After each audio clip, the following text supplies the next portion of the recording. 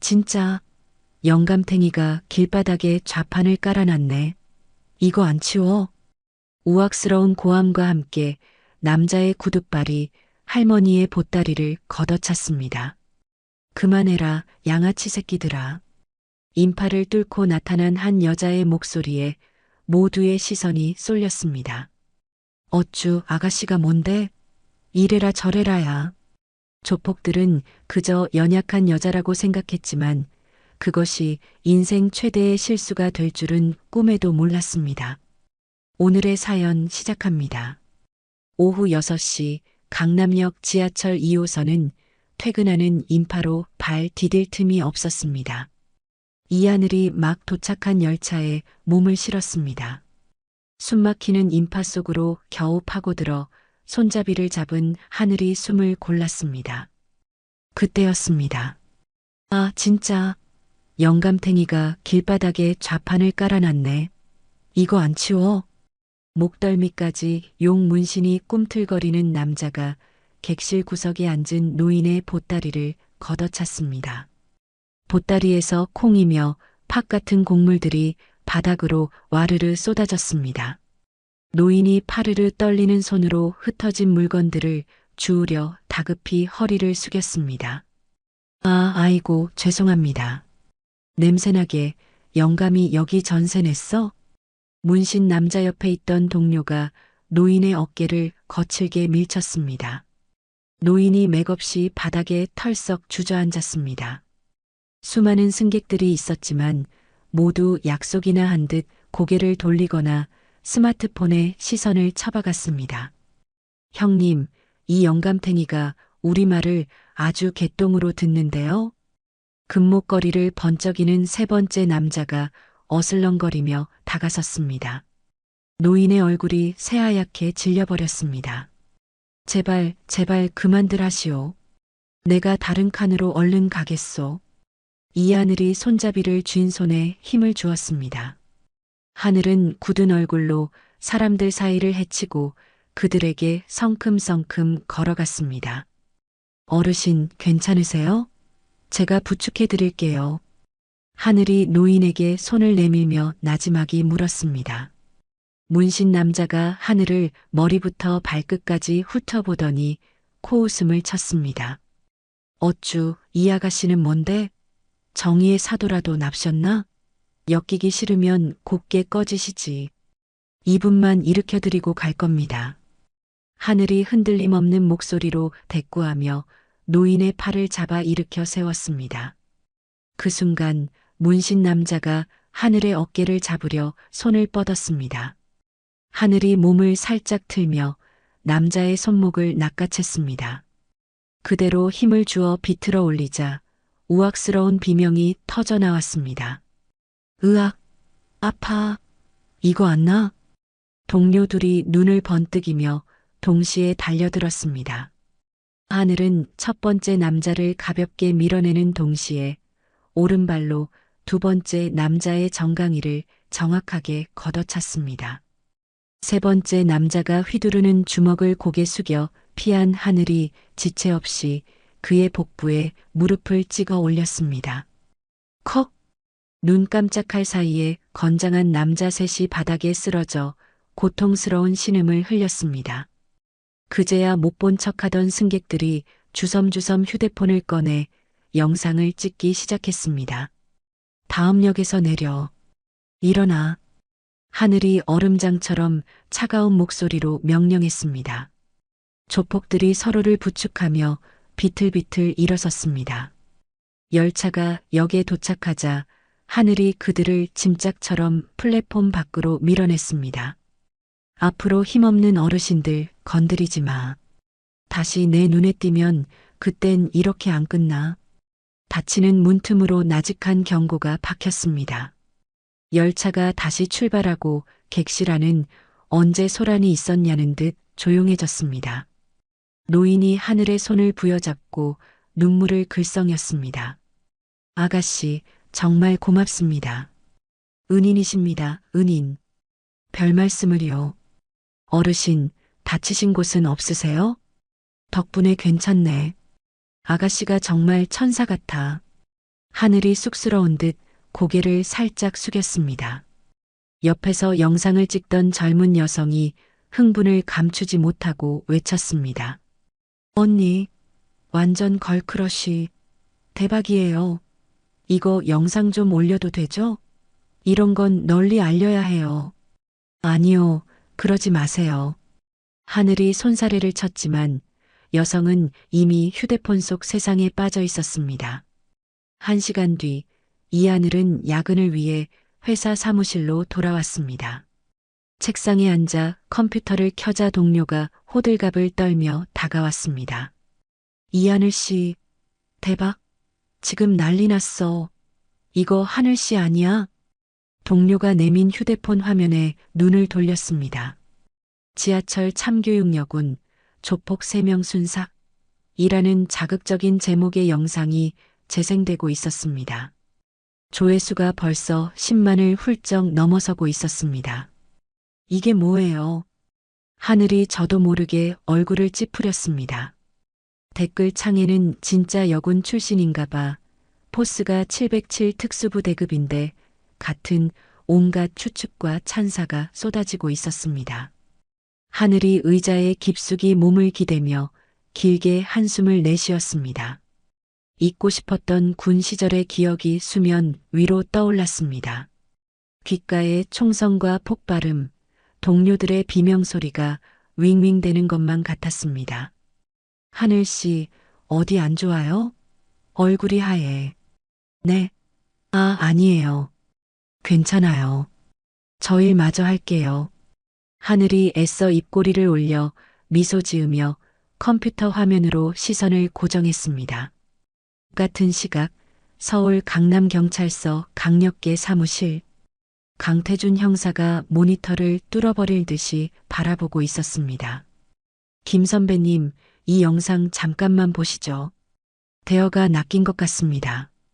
태준의 말에 옆자리 선배 형사가 굼뜨게 다가와 화면을 들여다봤습니다. 에휴, 맨날 똑같은 지하철 빌런 영상이겠지. 뭐 별거 있냐?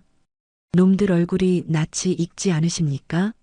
우리가 며칠 밤새 찾던 그 불법 도박장 끈앞풀들입니다. 선배가 그제야 안경을 고쳤으며 화면을 자세히 살폈습니다. 화면 속 문신 남자의 얼굴이 수배 전단 속 인물과 정확히 일치했습니다. 어라? 이거 맞네. 근데 이 여자는 누구야? 아주 싹을 뽑아버렸는데? 그걸 알아내야 할 것 같습니다. 움직임을 보십시오. 이건 그냥 싸움 잘하는 수준이 아닙니다. 각이 딱 잡혔어요. 태준이 영상을 느린 속도로 재생했습니다. 하늘의 동작은 한치의 군더더기 없이 정확하고 간결했습니다. 이 정도면 특수부대 출신일 가능성이 높습니다. 바로 신원조에 들어가 보겠습니다. 그래, 근데 왜 하필 이 녀석들이랑 엮였을까? 태준이 턱을 괴며 깊은 생각에 잠겼습니다. 저녁 9시 불 꺼진 어두운 사무실 한편에서 담배 연기가 자욱하게 피어올랐습니다. 고급 양복을 입은 중년 남자가 휴대폰을 귀에 대고 있었습니다. 형님, 송구스럽습니다. 그 영상 보셨습니까? 맞지. 아주 동네방네 광고를 했더군. 우리 애들이 계집애 하나한테 개처럼 털렸다고.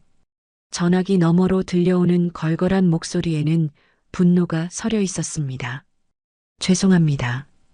벌써 소문이 쫙 퍼지고 있습니다. 조직 체면이 말이 아닙니다. 그 계집의 신원은 파악됐나? 지금 알아보고 있습니다. 곧 찾아낼 수 있을 겁니다. 중년 남자가 불안한 듯 담배를 깊게 빨아들였습니다. 당장 그 계집애 찾아내. 우리 식구 건드린 년이 어떻게 되는지 사람들 눈앞에서 똑똑히 보여줘. 뼈도 못 추리게 만들어. 알겠습니다, 형님. 전화가 끊어지고 남자는 신경질적으로 담배를 재떨이에 비벼 껐습니다. 밤 10시 이하늘이 회사 건물에서 나왔습니다. 차가운 밤바람이 옷깃을 파고들었습니다. 집으로 가는 지름길인 골목으로 접어들자 희미한 가로등 불빛이 그림자를 길게 늘어뜨렸습니다. 그때 등 뒤에서 발자국 소리가 들려왔습니다. 하나가 아니었습니다. 서너 명은 되는 듯한 불길한 소리였습니다. 하늘이 걸음을 멈추고 천천히 돌아섰습니다.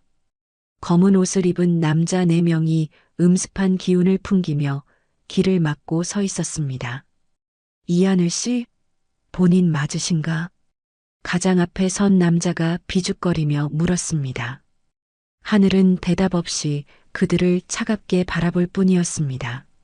듣자 하니 우리 아우들을 아주 걸레짝으로 만들었다며? 좋게 말로 할 때 무릎 꿇고 사과하시지. 사과는 그쪽들이 받아야 할 것 같은데. 내가 아니라 그 할아버지께. 하늘의 목소리는 밤 공기만큼이나 차가웠습니다. 크크, 말이 안 통하네. 그럼 어쩔 수 없지. 곱게는 못 가겠다. 첫 번째 남자가 주먹을 휘두르며 달려들었습니다. 하늘은 가볍게 옆으로 피하며 남자의 팔을 잡아당겼습니다. 남자는 제 힘에 못 이겨 앞으로 고꾸라졌습니다. 두 번째 남자의 발차기를 피한 하늘이 지체 없이 그의 무릎을 걷어찼습니다.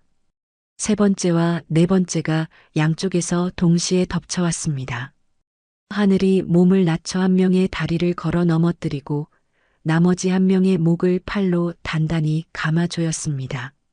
크어! 순식간에 4명의 남자가 모두 바닥에 나뒹굴었습니다. 하늘이 거친 숨을 고르며 그들을 싸늘하게 내려다봤습니다.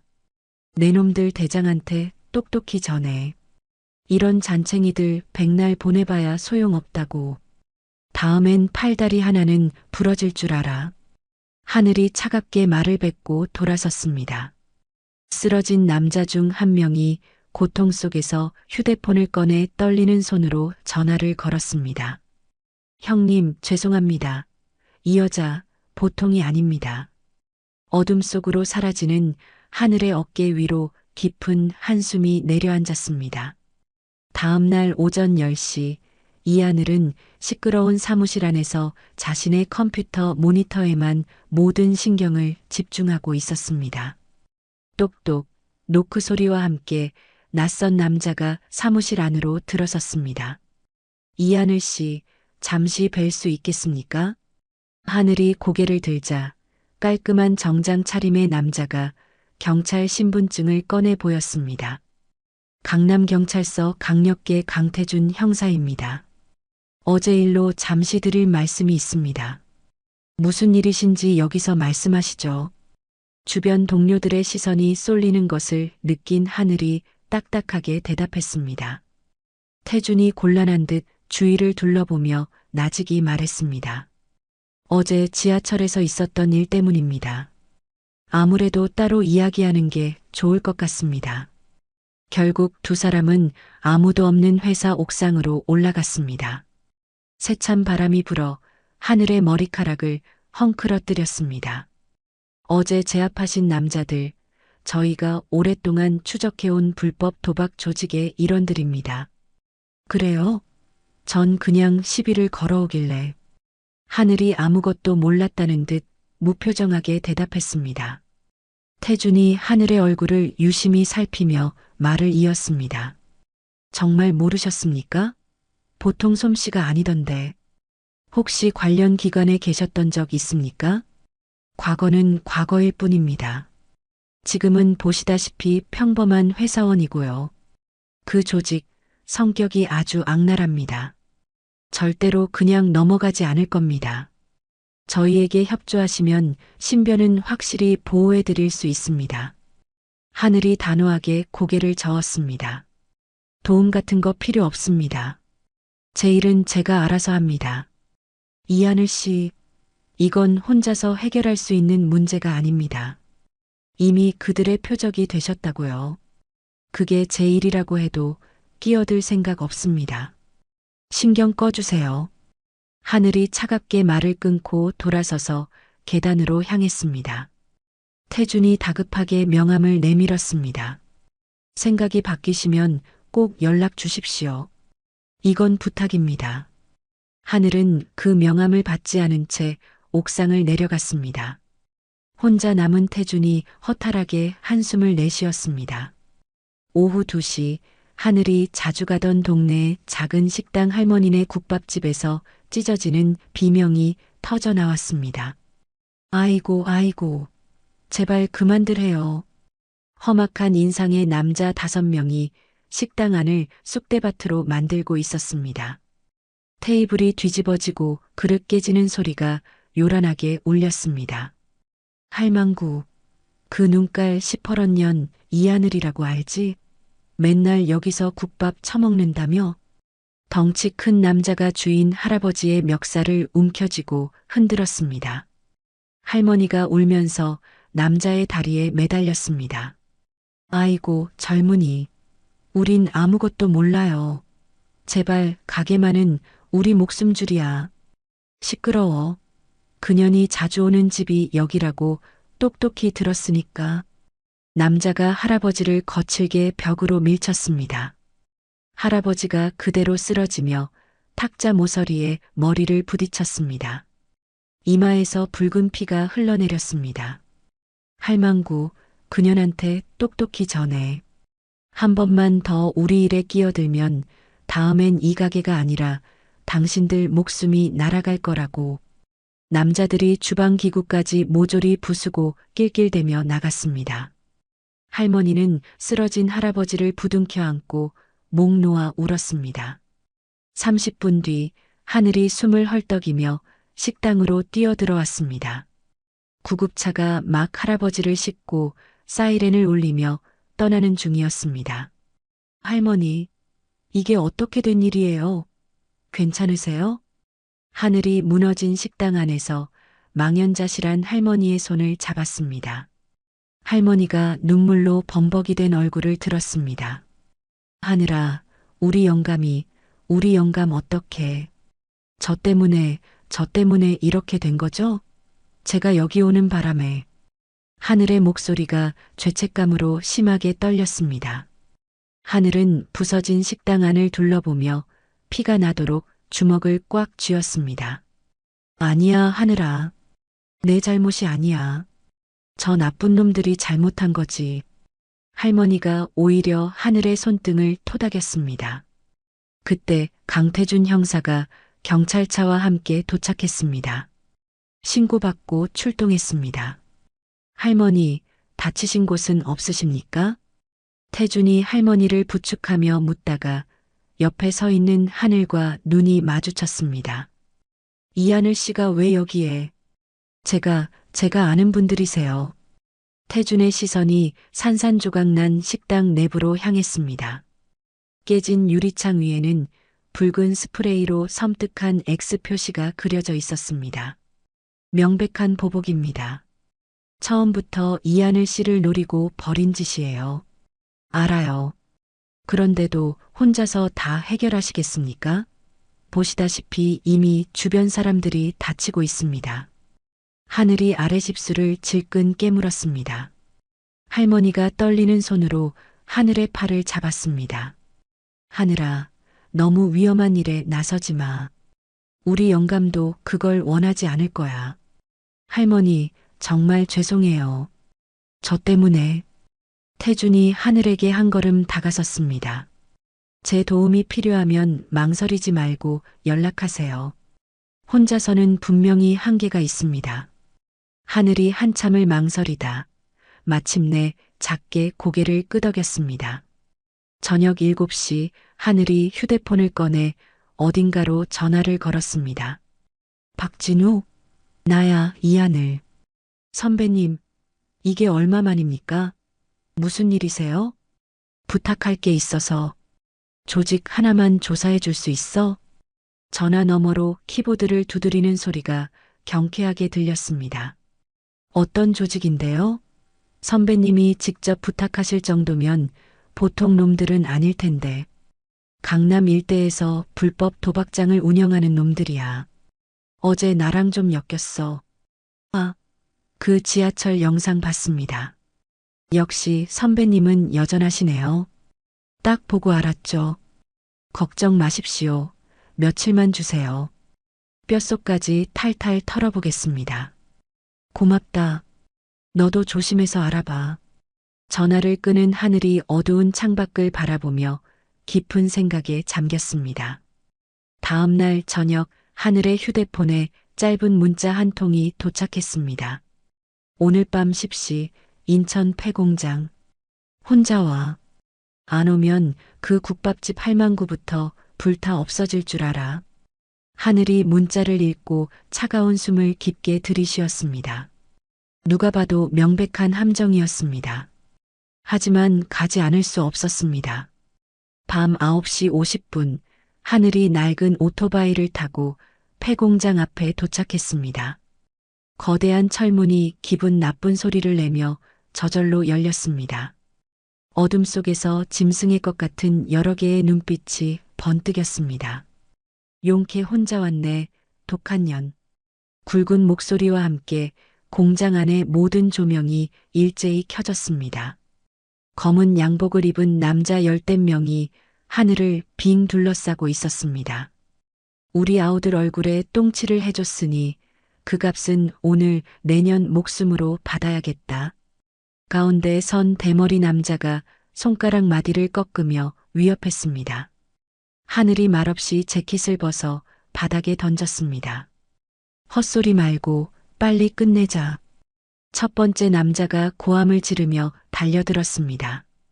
하늘이 몸을 숙여 주먹을 피하고 그대로 남자의 다리를 걸어 넘어뜨렸습니다.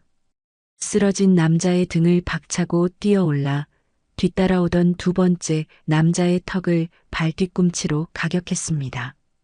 인연이 세 명이 한꺼번에 달려들었습니다. 하늘은 거대한 공장 기둥을 방패 삼아 몸을 돌려가며 차례차례 급소를 가격해 쓰러뜨렸습니다. 한 남자가 휘두르는 철 파이프를 맨손으로 잡아챈 하늘이 그것을 빼앗아 역으로 그의 어깨를 내리쳤습니다. 한편 강태준은 자신의 차 안에서 하늘의 휴대폰에 심어둔 위치 추적기 신호를 확인하고 있었습니다. 인천 폐공장? 젠장 함정이잖아. 태준이 급히 차에 시동을 걸며 엑셀을 밟았습니다. 동시에 무전기를 들었다가 거칠게 내려놓았습니다. 지원 요청하면 늦어. 일단 내가 먼저 간다. 폐공장 안에서는 여전히 치열한 싸움이 계속되고 있었습니다. 하늘이 예닐곱을 쓰러뜨렸지만 어디서 나타나는지 새로운 조직원들이 계속해서 공장 안으로 밀려 들어왔습니다. 후후 하늘의 숨이 거칠어졌습니다. 팔에서는 붉은 피가 흘러내리고 있었습니다. 어느새 누군가의 칼에 스친 모양이었습니다. 아직 멀었어, 이년아. 이제 시작이라고. 대머리 남자가 섬뜩한 칼을 꺼내 들었습니다. 남아있던 조직원들도 일제히 칼과 쇠파이프를 꺼내 들었습니다. 그때 쾅 하는 굉음과 함께 굳게 닫혔던 철문이 부서지듯 열렸습니다. 강태준이 권총을 빼들고 뛰어들어왔습니다. 꼼짝 마. 모두 무기 버려. 경찰이다. 뭐야? 형사 나부랭이가 지원도 없이 혼자 기어들어와? 대머리가 황당하다는 듯 비웃었습니다. 태준이 재빨리 하늘의 옆으로 다가섰습니다. 괜찮습니까? 여길 왜 혼자 와요? 위험하게. 혼자 죽게 내버려 둘 순 없잖습니까? 두 사람이 자연스럽게 등을 맞대고 섰습니다. 조직원들이 천천히 포위망을 좁혀왔습니다. 같이 뚫고 나갑시다. 태준이 나직이 말했습니다. 하늘이 말없이 고개를 끄덕였습니다. 두 사람이 동시에 움직였습니다. 태준이 앞쪽에 두 명을 상대하는 동안 하늘은 등 뒤에서 덮쳐오는 자들을 막아냈습니다. 두 사람은 서로의 빈틈을 메워주며 조직원들을 하나씩 무너뜨렸습니다. 으악! 마침내 마지막 조직원이 비명을 지르며 쓰러졌습니다. 이제 대머리 남자 혼자 남았습니다. 젠장, 일단 철수한다. 대머리가 허둥지둥 도망치려 했지만 태준이 달려가 다리를 걸어 넘어뜨렸습니다. 태준은 그의 손에 수갑을 채우며 차갑게 말했습니다. 넌 여기서 끝이야. 하늘이 벽에 기대어 가쁜 숨을 몰아쉬고 있었습니다. 태준이 다가가 하늘의 팔에 난 상처를 살폈습니다. 이거 봐요. 당장 병원부터 가야겠습니다. 상처가 깊어요. 괜찮아요. 이 정도는 고집 좀 그만 부리고요. 그리고 이제 아시겠습니까? 혼자서는 무리라는 거. 하늘이 말없이 태준을 바라봤습니다. 형사님이야말로 왜 혼자 왔어요? 지원 요청도 안 하고. 그건 그냥 시간이 없었습니다. 태준이 어색한 듯 뒷머리를 극적였습니다. 두 사람이 폐공장을 나올 때 멀리서 수많은 경찰차의 사이렌 소리가 요란하게 들려왔습니다. 다음 날 태준은 경찰서장실에서 잔뜩 깨지고 있었습니다. 강태준 형사, 보고도 없이 단독 행동을 해? 자네가 무슨 특공대원이야? 죄송합니다. 하지만 덕분에 현장에서 조직원들을 대거 검거할 수 있었습니다. 그래도 절차라는 게 있는 거야. 이번 일은 경고 처분으로 끝내겠지만 다음은 없어. 태준이 고개를 푹 숙였습니다. 사무실로 돌아온 태준이 무심코 휴대폰을 확인했습니다. 이하늘에게서 온 짧은 문자가 있었습니다. 어제는 고마웠어요. 태준의 입가에 저도 모르게 작은 미소가 번졌습니다. 일주일 후 오후 3시 이하늘이 일하는 회사 로비에 백발이 성성한 노인이 초조한 얼굴로 서 있었습니다. 지하철에서 하늘의 도움을 받았던 바로 그 할아버지였습니다. 이하늘이라는 분 꼭 좀 만나게 해주시오. 아주 중요한 일이 있어서 그렇소. 접수대 직원의 연락을 받은 하늘이 로비로 내려왔다가 할아버지를 보고 깜짝 놀랐습니다. 어르신, 여긴 어쩐 일이세요? 하늘 아가씨, 제발 내게 큰일이 생겨서 염치불구하고 찾아왔소. 할아버지의 눈에 금세 눈물이 그렁그렁 고였습니다. 하늘은 할아버지를 근처 카페로 모시고 갔습니다. 어르신, 우선 진정하시고 무슨 일이신지 말씀해 보세요. 할아버지가 파르르 떨리는 손으로 품에서 사진 한 장을 꺼냈습니다. 앳되고 다부진 얼굴의 젊은 청년 사진이었습니다. 내 손주 강민입니다. 이제 겨우 20살이요. 네, 아주 늠름하게 생겼네요. 이 착한 녀석이 지금 아주 나쁜 놈들 손에 잡혀서. 할아버지는 끝내 손수건으로 눈물을 훔쳤습니다. 우리 강민이가 격투기 선수요. 워낙 재능이 뛰어나서 다들 크게 될 거라고 했는데. 그런데 무슨 일이 있었던 건가요? 그놈들이, 그 악마 같은 놈들이 우리 강민이를 협박해서 불법 도박판 격투장에서 억지로 싸움을 시키고 있어. 하늘의 표정이 순식간에 차갑게 굳었습니다. 설마 그 조직이. 맞소. 하늘 아가씨가 지하철에서 혼쭐을 내줬던 바로 그놈들이요. 내가 괜히 아가씨 일에 손주 녀석을 끌어들인 것 같아서 내가 죽일 놈이요. 할아버지가 갑자기 하늘의 손을 덥석 잡았습니다. 아가씨, 제발 우리 강민이 좀 살려주시오. 그놈들 속을에서 저러다 정말 죽을지도 모른단 말이요. 내겐 저 손주 녀석 하나뿐인데. 어르신, 경찰에는 신고하셨어요? 했지. 했고 말고. 하지만 증거가 없다고 번번이 퇴짜를 놓터이다. 게다가 강민이 할멈이 지금 몸이 아파 병원에 있는데 그놈들이 병원까지 찾아와서 할멈 목숨으로 협박을 했소. 하늘이 저도 모르게 주먹을 꽉 쥐었습니다. 한참을 망설이던 하늘이 마침내 입을 열었습니다. 어르신, 일어나세요. 제가 어떻게든 해보겠습니다. 정말이요? 아이고, 정말 고맙소, 아가씨. 할아버지가 하늘의 손을 붙잡고 아이처럼 소리내어 울었습니다. 같은 시각 강남경찰서 강력계 사무실. 강태준이 팀장 책상 앞에서 언성을 높이고 있었습니다. 팀장님, 이번 주 토요일 인천 항구 폐창고에서 대규모 불법 격투장이 열린다는 확실한 정보를 입수했습니다. 그래서 자네 혼자라도 쳐들어가시겠다? 현장을 급습해서 일망타진할 기회입니다. 팀장이 서류에서 눈도 떼지 않은 채 고개를 저었습니다. 안 돼. 강 형사, 지금 제정신인가? 거기가 어떤 놈들 소굴인 줄 알고 하는 소리야. 허가? 어림도 없어. 괜히 벌집 쑤셔서 좋을 거 없어. 하지만 이번 기회를 놓치면 저 안에서 고통받는 아이들은 어떡합니까? 강태준, 자네 열정은 높이 사지만 무모한 짓은 용납 못해. 당장 돌아가. 태준은 분을 사귀지 못한 채 자리로 돌아왔습니다. 옆자리 후배 형사가 걱정스러운 얼굴로 다가왔습니다. 선배님, 이대로 포기하실 겁니까? 아니, 포기 못해. 무슨 수를 써서라도 막아야지. 태준이 동료들을 둘러보다가 두 명을 지목했습니다. 김 형사, 박 형사. 잠깐 나 좀 보자. 사무실 구석에 모인 세 사람 사이에 무거운 침묵이 흘렀습니다. 그냥 보고만 있을 수는 없다. 20살짜리의 인생이 저기서 망가지고 있는데 나 혼자라도 갈 생각이야. 같이 가자고 강요는 안 해. 두 후배가 잠시 서로의 얼굴을 바라보더니 이내 결심한 듯 입을 열었습니다. 선배님이 가신다면 저희도 가겠습니다.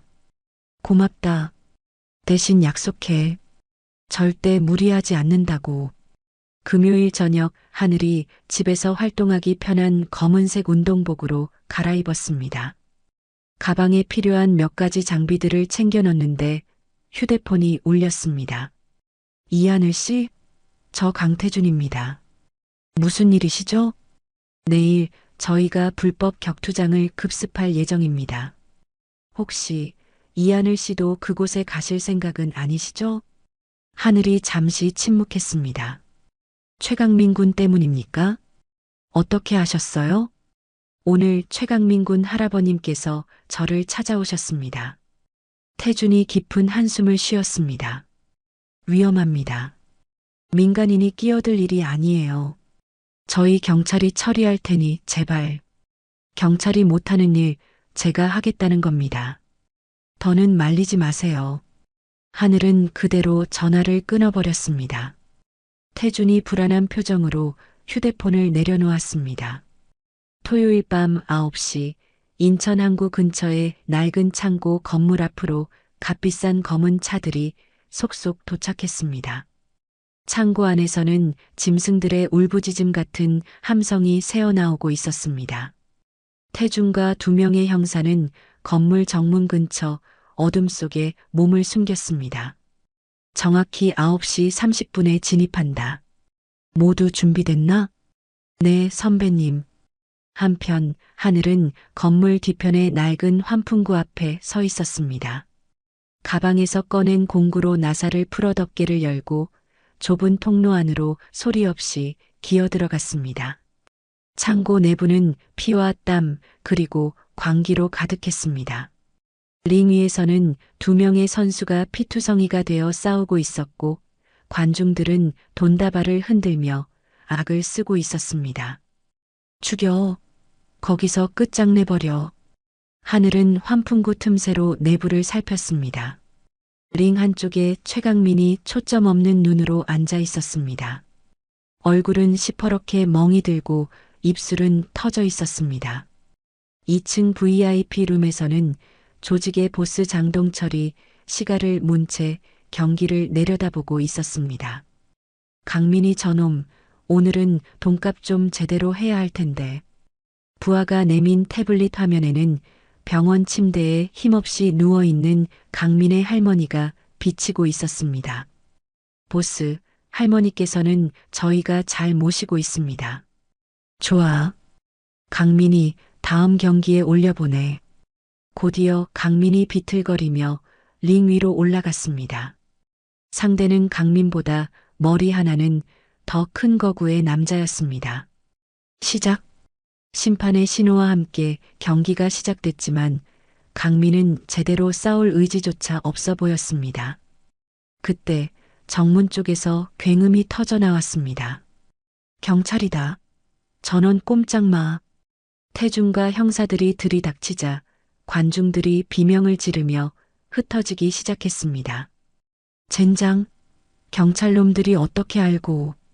장동철이 자리에서 벌떡 일어섰습니다.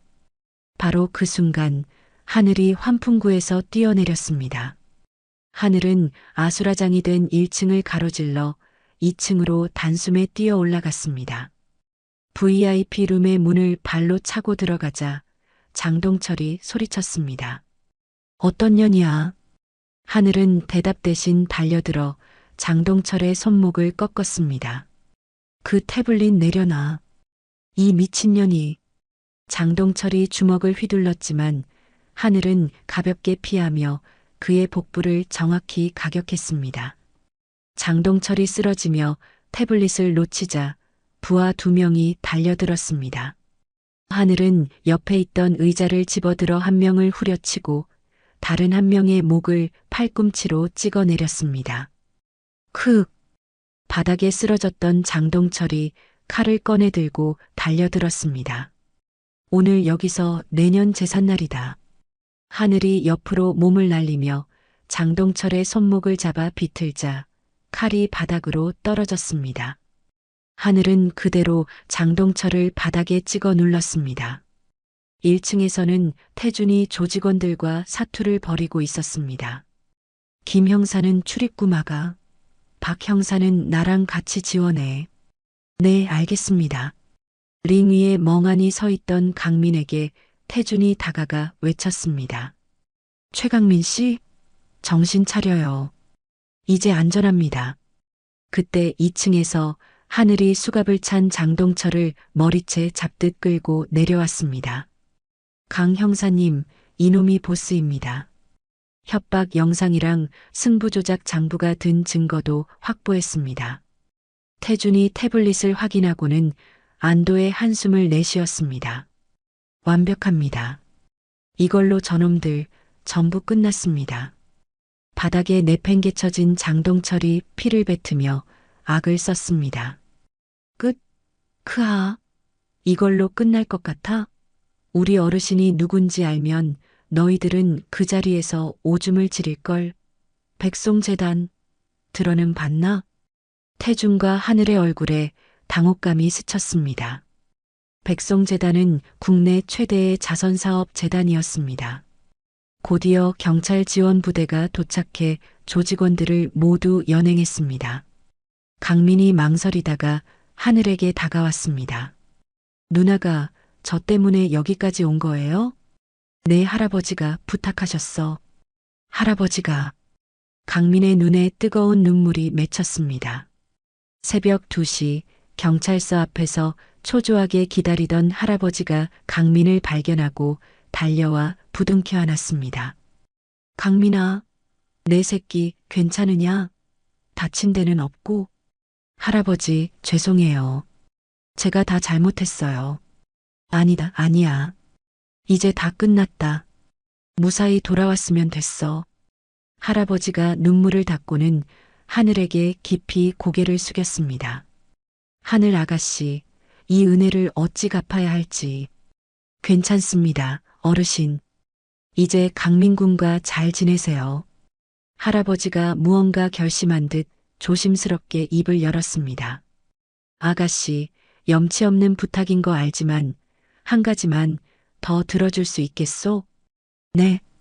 우리 강민이가 이제 갈 곳이 없소. 체육관에서도 쫓겨났고 아가씨가 괜찮다면 우리 강민이 운동 좀 가르쳐주면 안 되겠소? 하늘이 놀란 표정으로 고개를 푹 숙인 강민을 바라봤습니다. 누나, 저 정말 다시 시작하고 싶어요. 누나처럼 강해지고 싶어요. 제대로 배우고 싶습니다. 하늘이 한참을 망설이고 있을 때 옆에 있던 태준이 나직이 말했습니다. 좋은 기회일 것 같은데요. 저 친구도 새로운 시작이 필요하고. 하늘이 천천히 고개를 끄덕였습니다. 알겠어요. 대신 내가 시키는 건 뭐든지 다 해야 할 거예요. 네, 정말입니다.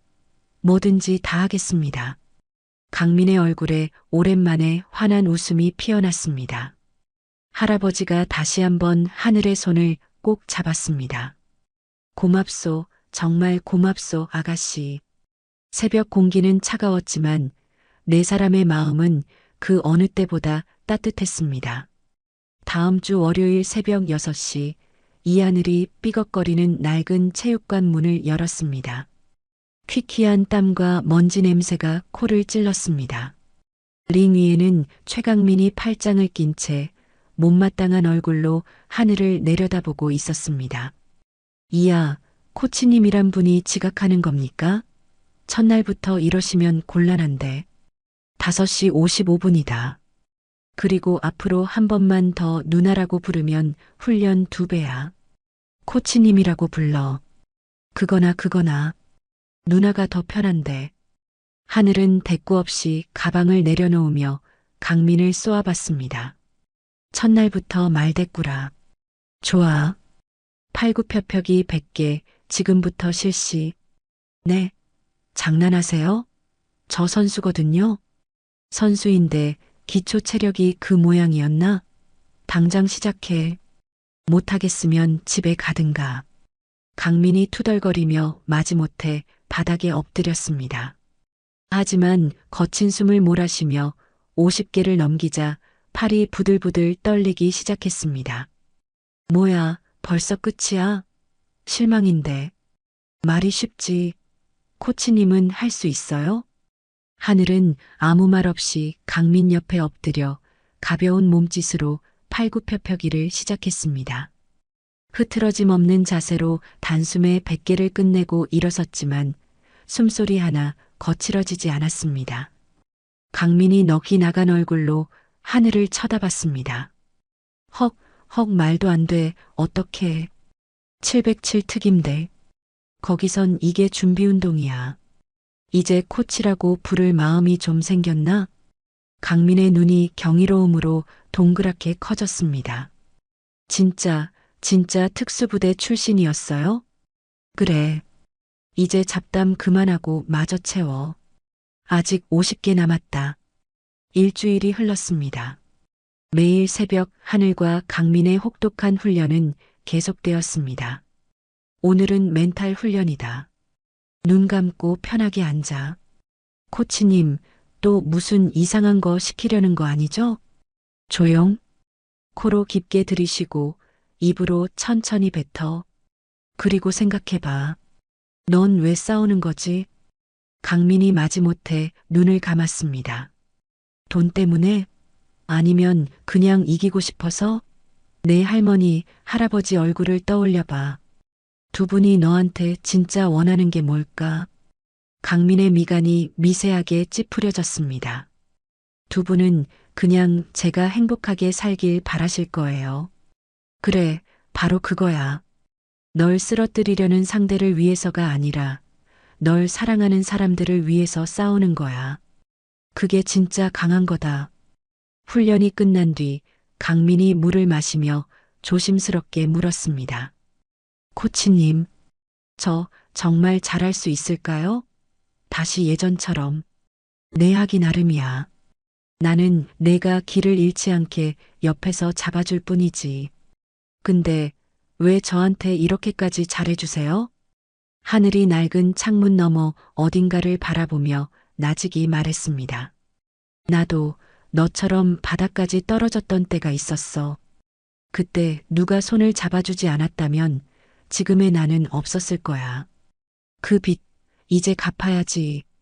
한 달 후, 하늘이 서류 한 장을 내밀었습니다. 고교 격투기 전국대회 출전 신청서다. 이름 써. 네. 벌써 전국대회요? 제가 아직 준비가 안 됐는데. 몸은 충분히 만들었어. 이제부턴 실전 경험으로 부딪혀야 돼. 강민이 펜을 들었다가 망설였습니다. 코치님, 만약에 제가 경기에서 지면 어떡하죠? 지면 지는 거지, 뭐. 하지만 내 모든 걸 쏟아붓고 졌다면 그건 패배가 아니야. 다음을 위한 과정이지. 그때 체육관 문이 열리며 강태준이 들어왔습니다. 훈련은 잘 돼가십니까? 형사님은 여기까지 어쩐 일이세요? 태준이 서류 봉투를 꺼내 하늘에게 건넸습니다. 백송재단 관련해서 조사한 자료입니다. 아무래도 이하늘 씨도 알고 계셔야 할 것 같아서요. 하늘이 서류를 펼치자 복잡하게 얽힌 자금 흐름도가 나타났습니다. 저희가 검거한 불법 도박 조직의 자금이 여러 개의 유령 계좌를 거쳐 최종적으로 백송재단으로 흘러들어간 정황을 포착했습니다. 백송재단이라면 우리나라에서 제일 유명한 자선단체잖아요. 네. 이사장 박재서라는 인물, 겉보기엔 흠잡을 데 없는 자선사업가지만 뒤가 아주 구린 것 같습니다. 태준이 낡은 신문기사 복사본을 보여주었습니다. 10년 전에도 비슷한 의혹이 있었지만 증거 부족으로 무혐의 처분됐습니다.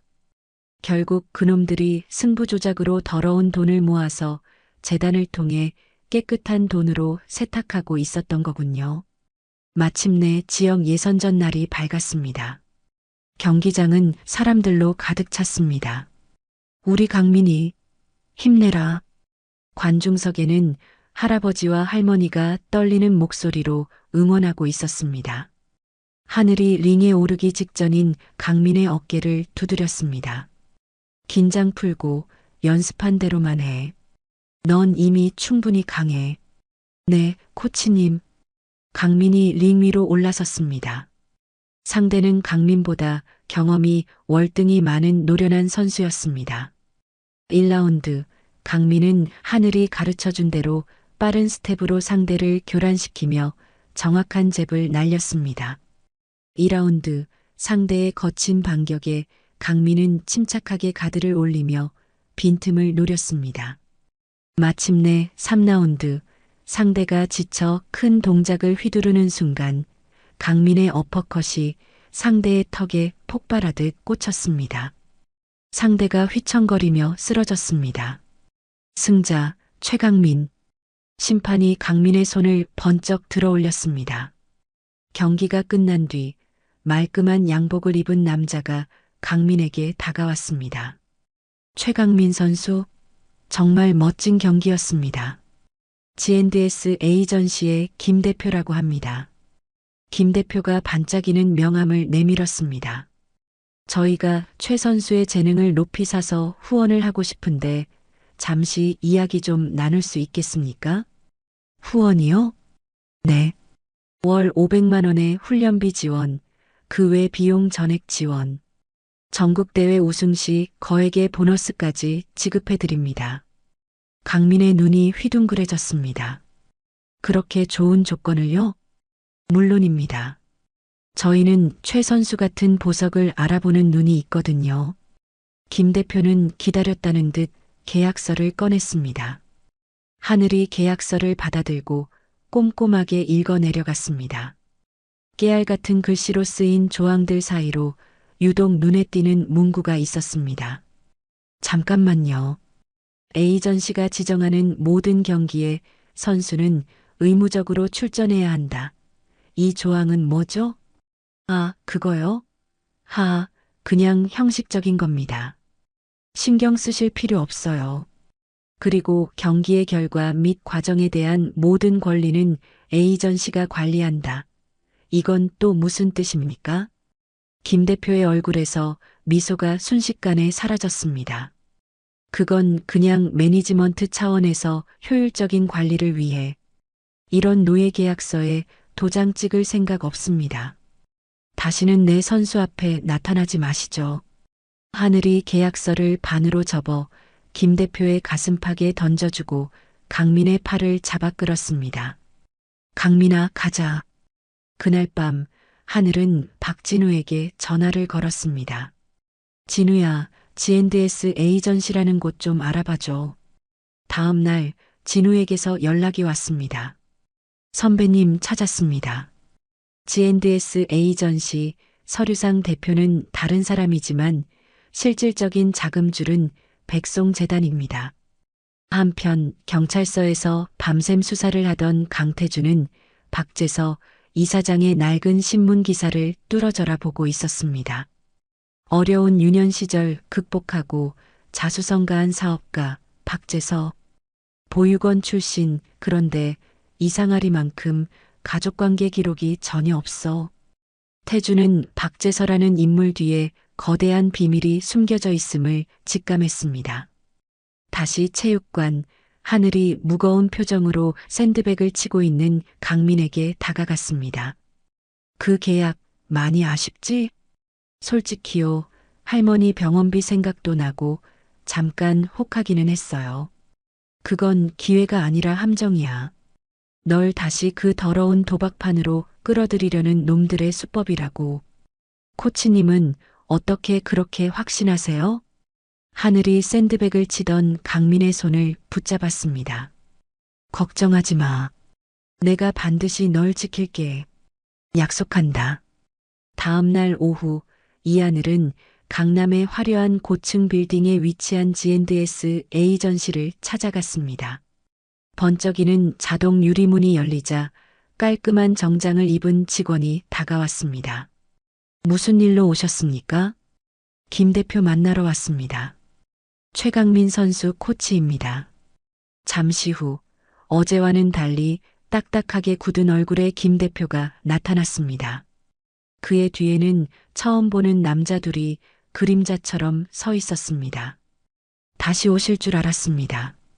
마음이 바뀌셨나 보군요. 아니요. 이딴 계약 찢어버리러 왔습니다. 하늘이 들고 있던 계약서를 반으로 찢어 테이블 위로 던졌습니다. 선수를 돈 버는 기계, 노예로 만들려는 속셈이 뻔히 보이는데 어느 미친 코치가 여기에 사인을 합니까? 김 대표의 표정이 싸늘하게 변했습니다.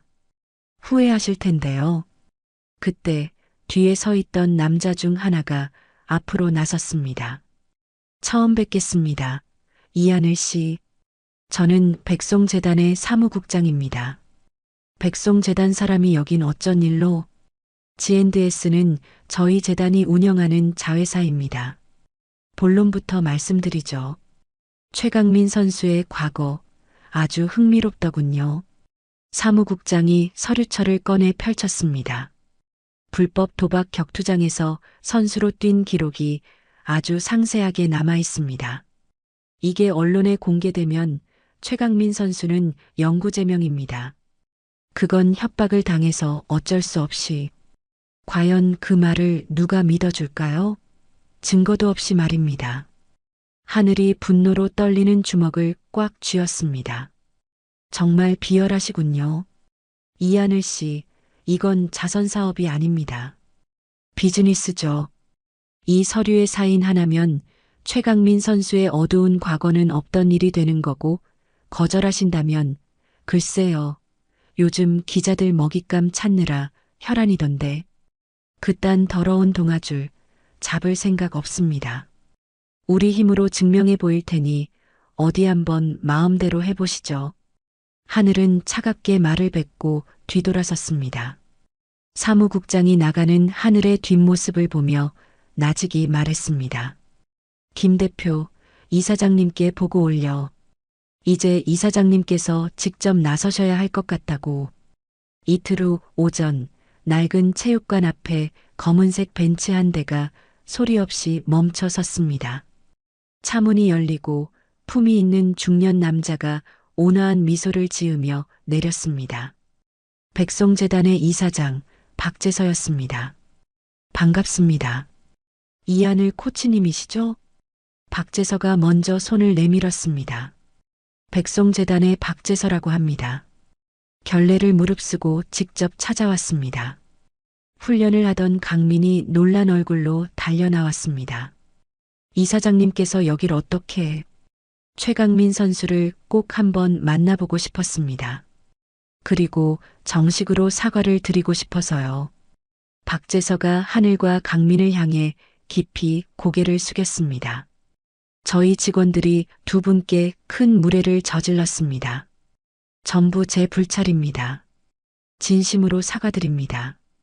하늘은 여전히 경계심을 풀지 않은 채 그를 바라봤습니다. 사과는 됐고 본론이 뭐죠? 저는 순수하게 최강민 선수를 후원하고 싶습니다. 아무런 조건 없이 말입니다. 박재서가 새로 준비한 서류를 꺼냈습니다. 모든 훈련 비용과 생활비 전액 지원. 그 외에 저희가 바라는 것은 아무것도 없습니다. 강민이 서류를 받아들고는 눈을 동그랗게 떴습니다. 정말 아무 조건도 없다고요? 그렇습니다. 재능 있는 청년이 꿈을 펼칠 수 있도록 돕는 것이 우리 재단의 설립 이념이니까요. 하늘이 서류를 빼앗아 들고 샅샅이 훑쳤습니다. 지난번과 달리 정말로 어떤 독소 조항도 찾아볼 수 없었습니다. 대체 왜 강민이를 도우려는 겁니까? 박재서의 눈빛이 순간 미세하게 흔들렸습니다. 저 아이의 눈에서 간절함을 봤습니다. 제 어릴 적 모습과 꼭 닮았더군요. 재능 있는 아이가 돈 때문에 좌절하는 모습은 더는 보고 싶지 않습니다. 박재서가 강민을 바라보는 눈빛에는 복잡하고 애틋한 감정이 스쳐 지나갔습니다. 일단 생각할 시간을 주시죠. 물론입니다. 좋은 소식 기다리겠습니다. 박재서가 떠난 뒤 강민이 흥분을 감추지 못하고 외쳤습니다. 코치님, 이건 무조건 받아야 해요. 하늘이 내려준 기회라고요. 너무 조건이 좋아서 오히려 이상해. 분명 다른 꿍꿍이가 있을 거야. 에이, 코치님은 너무 의심이 많으시다니까요. 하늘이 깊은 한숨을 내쉬었습니다. 좋아.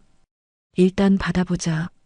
대신 조금이라도 이상한 낌새가 보이면 그땐 바로 끝이야. 일주일 후 강민은 강남의 최신식 훈련 시설에서 훈련을 시작했습니다.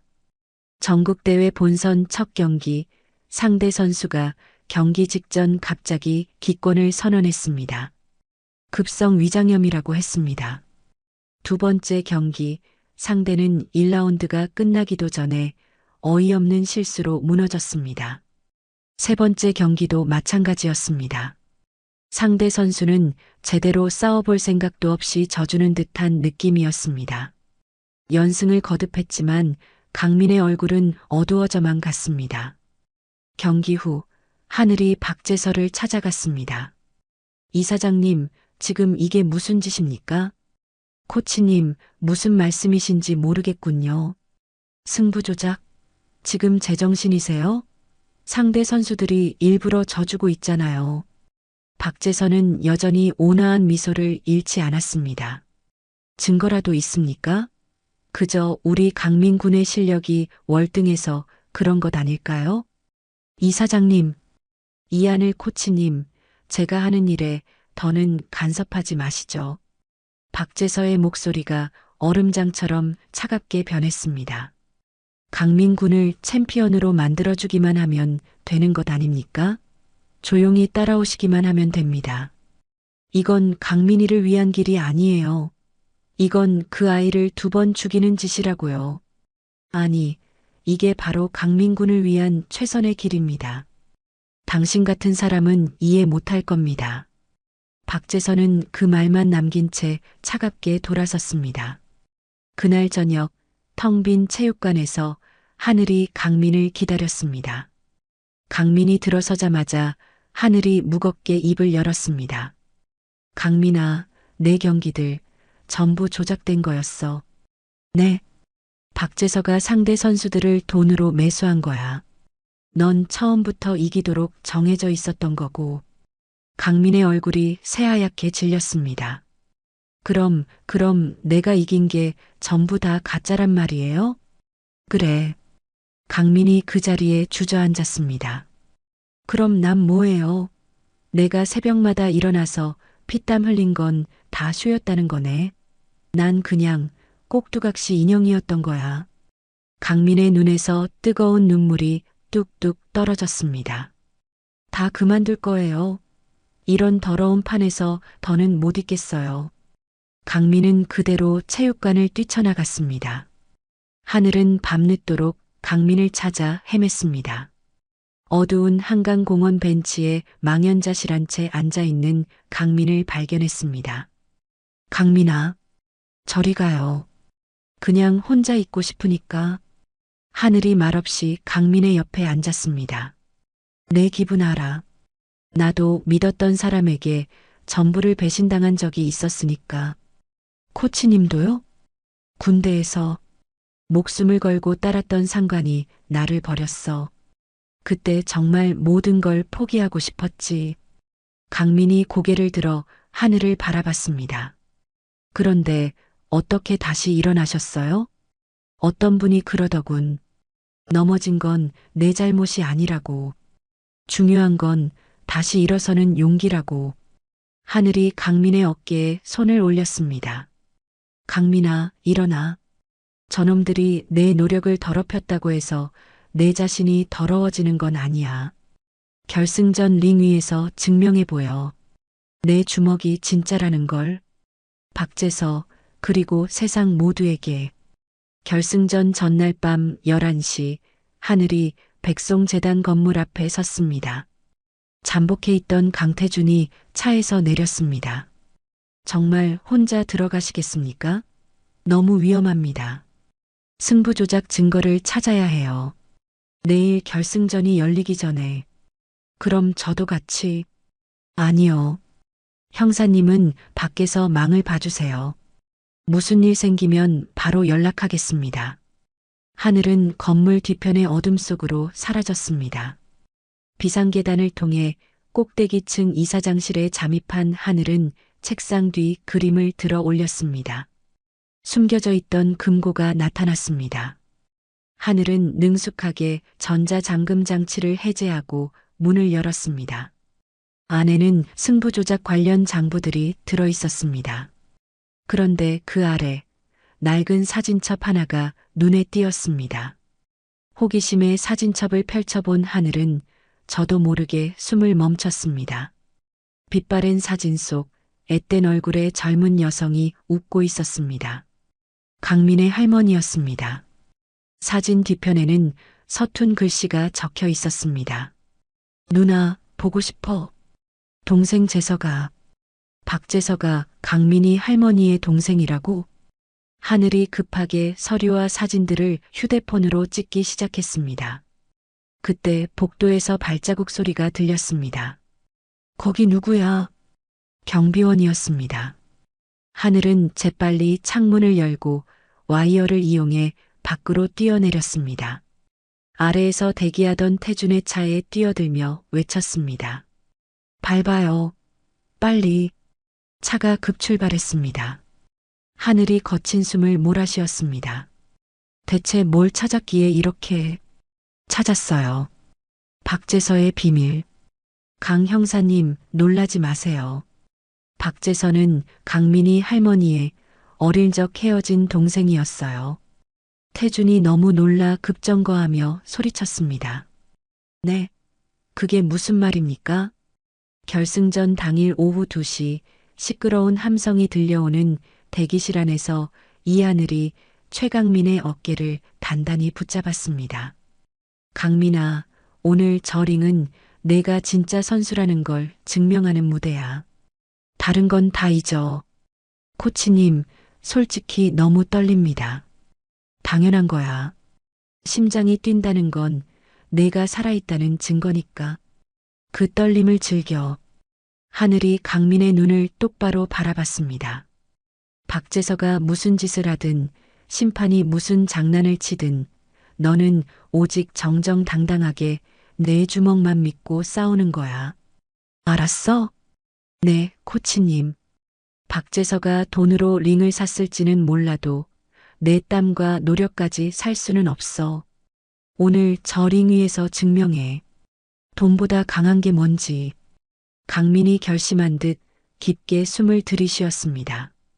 코치님께서 가르쳐 주신 모든 것을 걸고 싸우겠습니다. 그래. 나는 널 믿는다. 경기장은 관중들의 열기로 터져나갈 듯 했습니다. VIP석 가장 좋은 자리에 박재서 이사장이 만족스러운 미소를 지으며 앉아 있었습니다. 오늘 드디어 우리 강민이가 챔피언이 되는 날이군. 감회가 새로워. 옆에 있던 사무국장이 조용히 속삭였습니다. 상대 선수인 김준호에게는 얘기가 끝났습니다. 3라운드에서 자연스럽게 무너질 겁니다. 좋아. 뒤탈 없이 깨끗하게 처리하도록 해. 마침내 링 위로 두 선수가 올라섰습니다. 최강민과 상대 선수 김준호가 글러브를 부딪히며 마주 섰습니다. 파이팅! 심판의 신호와 함께 운명의 경기가 시작되었습니다. 1라운드 모두의 예상을 깨고 김준호가 시작부터 거칠게 몰아붙였습니다. 강력한 스트레이트가 강민의 얼굴을 스치자 강민이 당황한 듯 뒤로 물러섰습니다. 왜 이렇게 세게 나오는 거지? VIP석에 앉아있던 박재서의 미간이 순간 찌푸려졌습니다. 지금 저놈 뭐 하는 거야? 이사장님, 김준호 선수가 약속을 어기는 것 같습니다. 사무국장의 얼굴이 새하얗게 질렸습니다. 2라운드 경기는 더욱 치열한 난타전으로 흘러갔습니다. 김준호의 묵직한 훅이 강민의 옆구리를 강타하자 강민의 입에서 낮은 신음이 터져 나왔습니다. 강민의 몸이 휘청거렸지만 그는 쓰러지지 않고 다시 자세를 고쳐 잡았습니다. 최강민, 정신 차려. 호흡부터 가다듬어. 링 밖에서 하늘의 애타는 고함이 들려왔습니다. 3라운드가 시작되자 박재서가 수아에게 턱짓으로 신호를 보냈습니다. 수아가 심판에게 다가가 귓속말을 하자 심판이 고개를 끄덕였습니다. 그 직후 강민의 깨끗한 펀치가 들어갔음에도 불구하고 심판이 경기를 중단시켰습니다. 경고. 최강민 선수 홀딩 반칙. 네. 제가 언제요? 이게 왜 반칙입니까? 강민이 억울함을 호소했지만 심판은 들은 척도 하지 않았습니다. 경기장의 공기가 순식간에 싸늘해졌습니다. 4라운드 편파 판정은 더욱 노골적으로 변했습니다. 강민의 명백한 유효타는 번번이 무시되었고 스치기만 해도 점수는 상대에게로 넘어갔습니다. 이게 무슨 개 같은 경우야. 심판 똑바로 안 봐? 관중석 여기저기서 거친 야유가 터져 나왔습니다.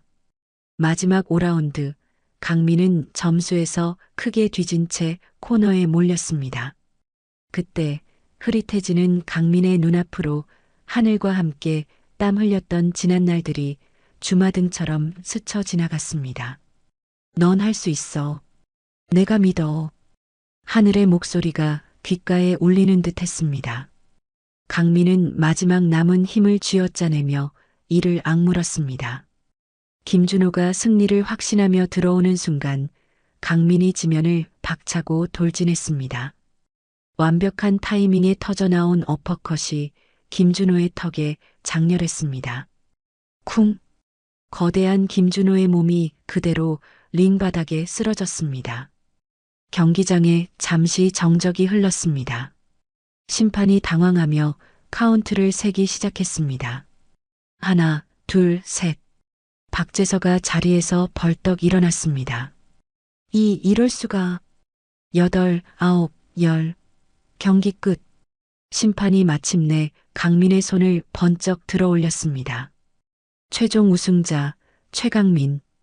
경기장은 떠나갈 듯한 함성으로 가득 찼습니다. 강민이 링 중앙에서 두 팔을 들고 포효했습니다. 바로 그 순간 기자들이 약속이나 한 듯 VIP석으로 몰려들었습니다. 박재서 이사장님, 백송재단이 불법 도박 자금을 세탁했다는 의혹에 대해 한 말씀 해주시죠. 박재서가 당황해서 뒷걸음질 쳤습니다. 이게 무슨 무례한 짓들이야. 경호원들 뭐해. 그때 기자들을 해치고 강태준과 형사들이 들이닥쳤습니다. 태준이 서늘한 목소리로 영장을 들어 보였습니다. 박재서 씨, 불법 도박 및 조세 포탈 혐의로 당신을 체포합니다. 못들 하는 거야. 당장 이 손 놓지 못해. 박재서가 발버둥 치는 사이 경기장은 순식간에 아수라장이 되었습니다.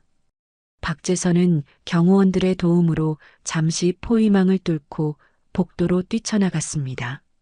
하지만 복도 끝에는 이하늘이 그를 막아서고 있었습니다. 이사장님, 잠시 보셔야 할 게 있습니다. 하늘이 내민 것은 빛바랜 흑백 사진 한 장이었습니다. 사진 속에는 젊은 시절의 강민 할머니가 수줍게 웃고 있었습니다. 박재서의 얼굴이 종이장처럼 하얗게 굳었습니다. 내가 이 사진을 어떻게... 이사장님, 금고에서 봤습니다. 사진 뒤에 쓰인 글씨도요. 누나, 보고 싶어. 동생 재서가... 박재서의 다리가 풀리며 그대로 벽에 기대 주저앉았습니다. 어떻게 내가... 왜 이런 짓까지 하신 겁니까? 강민이는 이사장님의 하나뿐인 조카잖아요. 박재서가 떨리는 손으로 얼굴을 감싸 쥐었습니다. 처음엔 정말 몰랐다. 그 아이가 내 누님의 손자라는 걸. 무슨 말씀이세요? 50년이다. 누님과 헤어진 지가 너무 가난해서 누님은 다른 집에 양녀로 가고 나는 보육원에 버려지고. 박재서의 눈에서 뜨거운 눈물이 흘러내렸습니다. 그래서 이런 미친 방법을 선택하신 겁니까? 어떻게든 돕고 싶었다. 하지만 내가 누군지 밝히면 누님이 날 원망할까봐, 평생 숨어 지낸 나를 부끄러워할까봐, 그래서 멀리서라도 그림자처럼 도우려고 했던 것이. 그때 우승 트로피를 손에 든 강민이 복도로 나왔습니다. 코치님, 제가 해냈습니다. 제가 이겼다고요. 기쁨에 들떠있던 강민의 걸음이 멈췄습니다. 바닥에 주저앉아 오열하는 박재서를 보았습니다. 이사장님? 왜 여기에 무슨 일입니까? 하늘이 강민을 돌아보며 무겁게 입을 열었습니다. 강민아, 이분이 누군지 이제는 알아야 해. 네. 박재서 이사장님은 내 외할머니의 어릴 적 헤어진 남동생이야. 그러니까 내 외삼촌이라고. 강민의 손에서 우승 트로피가 쨍그랑 소리를 내며 바닥으로 떨어졌습니다. 네. 뭐라고요? 박재서가 눈물 어린 눈으로 강민을 올려다봤습니다. 조카의 얼굴 위로 사랑하는 누나의 모습이 겹쳐 보였습니다. 강민아, 미안하다. 이 못난 외삼촌이 정말 미안하다. 외삼촌? 나한테 외삼촌이 있었다고요? 강민이 혼란스러운 표정으로 뒷걸음질 쳤습니다. 그럼 이 사람이 날 이용한 거야? 가족이면서? 내 꿈, 내 노력, 전부 다 짓밟아 놓고 이제 와서 가족이라고? 그게 아니다, 강민아. 나는 그저 너를 도우려고. 도와줘? 이게 돕는 거라고? 이게... 강민의 목소리는 분노와 배신감으로 터져 나왔습니다. 형사들이 다가와 박재서의 양팔을 붙잡아 일으켜 세웠습니다. 차가운 수갑이 채워졌습니다. 박재서는 경찰에 끌려가면서도 강민에게서 눈을 떼지 못했습니다. 미안하다, 강민아. 정말 미안하다. 강민은 바닥에 나뒹구는 트로피를 내려다보며 주먹을 꽉 쥐고 서 있었습니다. 하늘이 강민의 어깨에 조용히 손을 올렸습니다. 강민아, 왜 다들 나한테 이래요? 왜 전부 다 나를 속이는 거예요? 강민의 눈에서 끝내 뜨거운 눈물이 터져 나왔습니다. 경찰서 취조실의 차가운 형광등 불빛 아래 박재서가 모든 것을 내려놓은 사람처럼 고개를 숙이고 앉아 있었습니다. 맞은편에 앉은 형사가 서류를 펼쳤습니다. 박재서 씨 승부조작 및 불법 자금 세탁 혐의 모두 인정하시는 겁니까? 네, 모두 인정합니다. 박재서가 지친 목소리로 대답했습니다. 하지만 이것 하나만은 알아주셨으면 합니다. 저는 그저 제 가족을 지키고 싶었을 뿐입니다. 가족이라니요? 최강민 선수와는 어떤 관계입니까? 제 조카입니다. 강민이 할머니가 제 하나뿐인 친누님입니다. 형사가 놀라 잠시 펜을 멈췄습니다. 그런데 왜 이런 방법을 쓰신 겁니까? 직접 찾아가셨으면 됐을 텐데요. 박재서의 눈가가 붉게 물들었습니다. 형사님이라면 하실 수 있겠습니까? 그건 누님 얼굴에 먹칠하는 겁니다. 차라리 내가 죄를 짓더라도 멀리서 그림자처럼 돕는 게 낫다고 생각했습니다. 제가 어리석었습니다. 그때 취조실 문이 벌컥 열렸습니다. 백발의 할머니가 위태롭게 떨리는 다리로 들어섰습니다. 재서야, 내 동생 재서 맞구나. 박재서가 천천히 고개를 들었습니다. 눈앞에 꿈속에서도 그리던 늙은 누나가 눈물 흘리며 서 있었습니다. 누나. 할머니가 달려와 수갑을 찬 동생을 부서져라 끌어안고 통곡했습니다. 내가 미안하다. 내가 잘못했다. 이 못난 누나가 동생을 지키지 못했어. 누나가 왜 미안해. 어쩔 수 없었잖아, 우린. 아니야, 내가 더 독했어야 했어. 굶어 죽는 한이 있더라도 내 동생 손은 놓지 말았어야 했는데. 50년의 세월을 뛰어넘은 두 남매는 서로를 붙잡고 한참을 아이처럼 울었습니다. 복도에서 그 모습을 지켜보던 강민이 차마 더는 보지 못하고 차갑게 돌아섰습니다. 강민아, 어디가? 하늘이 다급하게 불렀지만 강민은 아무 대답 없이 경찰서 밖으로 사라져버렸습니다. 그날 저녁 하늘은 강민을 찾아 밤늦도록 헤맸습니다. 어두운 한강공원 벤치에 홀로 앉아있는 강민의 옆으로 다가가 조용히 앉았습니다. 여기 있었구나. 한참 찾았잖아. 코치님은 왜 자꾸 저 따라다니세요? 걱정되니까. 너 혼자 두면 무슨 일이라도 낼 것 같아서. 강민이 캄캄한 강물을 바라보며 말했습니다. 아무것도 이해가 안 돼요. 할머니도 외삼촌이라는 그 사람도 뭐가 그렇게 이해가 안 되는데? 가족이라면서요. 가족이면 그냥 찾아오면 되는 거잖아요. 왜 일을 이딴 식으로 만들어서? 하늘이 나직이 대답했습니다. 때로는 세상에서 가장 어려운 게 가족이야. 사랑하니까 상처 줄까봐 무섭고 거절당할까봐 두려운 거. 그래서 더 다가가기 힘든 거지. 그래서 범죄자가 되는 게 당연해요? 그래서 날 갖고 장난치는 게 당연하냐고요. 강민의 목소리에 날카로운 분노가 섞였습니다. 그 사람 때문에 내 인생, 내 꿈 전부 다 엉망이 돼버렸어요. 다음 날 백송재단에서는 긴급 이사회가 열렸습니다. 부이사장인 정우성이 기다렸다는 듯 자리에서 일어났습니다.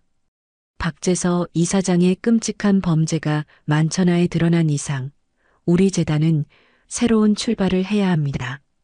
맞습니다. 그의 모든 재산을 즉각 동결시켜야 합니다. 다른 이사들이 동조하자 정우성은 비열한 미소를 지으며 결정타를 날렸습니다. 그런데 최강민이라는 그 선수 정말 피해자이기만 할까요? 승부조작으로 가장 큰 이익을 본 장본인인데 과연 공범이 아닐까요? 듣고 보니 그렇군요. 한통속이었을 가능성이 높습니다. 지금 바로 언론에 제보합시다. 최강민과 그 가족이 박재서와 한패가 되어 재단의 돈을 빼돌리려 했다고 말입니다. 이틀 뒤 인터넷 뉴스에 자극적인 제목의 기사가 대서특필되었습니다. 충격. 챔피언 최강민 알고 보니 외삼촌과 짜고 친 승부조작의 주범. 가족 사기단 의혹. 댓글창은 순식간에 악플로 뒤덮였습니다. 그 집안 피는 못 속인다더니 어쩐지 너무 쉽게 이기더라. 챔피언 자격 박탈해라. 할머니가 운영하는 국밥집 앞은 기자들로 인산인해를 잃었습니다. 할머니, 정말 동생이랑 짜고 국민들을 속인 겁니까? 가게 유리창에 날계란이 날아와 터졌고 강민의 집 현관문은 붉은 페인트로 욕설이 뒤덮였습니다. 코치님, 저 어떡해요. 전 정말 아무것도 몰랐는데 세상 사람들이 다 저를 사기꾼으로 알아요. 강민이 절망적인 얼굴로 하늘을 보며 울먹였습니다. 걱정하지 마. 진실은 절대 거짓을 이길 수 없어. 내가 해결할게. 하늘은 변호사를 찾아가고 강태준은 백송재단 이사들의 통화 기록을 뒤지며 반격에 나섰습니다. 며칠 후 하늘이 강민을 데리고 어느 낡고 허름한 건물 앞에 섰습니다. 코치님, 여긴 어디예요? 내 외삼촌 박재서가 자란 보육원이야. 두 사람이 안으로 들어서자 인자한 미소의 원장 수녀가 그들을 맞았습니다. 재서 때문에 오셨군요. 수녀는 낡은 앨범 하나를 꺼내 펼쳤습니다. 재서는 참 착하고 속 깊은 아이였어요. 입버릇처럼 언젠가 꼭 성공해서 헤어진 누나를 찾을 거라고 했죠. 사진 속에는 어린 박재서가 누나와 손을 잡고 있는 모습을 서툰 솜씨로 그리고 있었습니다. 수녀가 낡은 상자 하나를 더 가져왔습니다. 이건 재서가 매달 기부금과 함께 보내온 편지들이랍니다. 편지에는 한결같이 이렇게 적혀 있었습니다. 수녀님, 혹시 제 누나처럼 세상에 홀로 남겨진 아이가 있다면 부디 그 아이만큼은 잘 돌봐주세요. 강민은 편지에서 눈을 떼지 못했습니다. 외삼촌이 정말 날 위해서 이런 일들을? 그래. 방법은 잘못됐지만 그 마음만큼은 진짜였을 거야. 다음 날 구치소 면회실. 강민이 굳은 얼굴로 앉아있자 철창 너머로 수척해진 박재서가 나타났습니다. 강민아, 왜 그랬어요? 강민이 단도직입적으로 물었습니다. 왜 그런 바보 같은 방법으로, 왜 스스로 범죄자가 됐냐고요? 박재서가 고개를 떨궜습니다. 미쳤던 게지.